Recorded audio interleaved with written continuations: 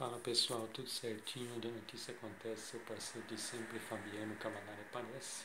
Pouca luz aqui até então, agradecendo, acho que assim fica melhor. Sempre a Santíssima Trindade e Nossa Senhora junto, também a todos vocês que estão conosco no canal.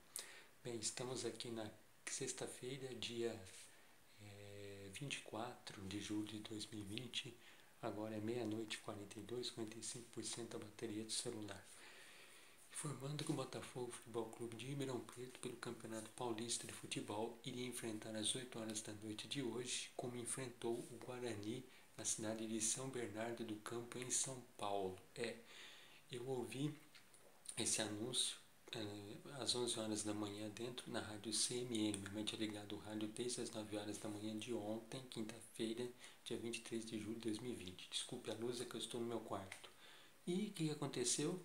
Eu pesquisei no Google e confirmei essas informações no site Globo Esporte, da Rede Globo Televisão. O que vocês acham sobre isso? Daqui a pouco eu vou falar sobre o jogo na medida do possível. Fique na bota. Uou!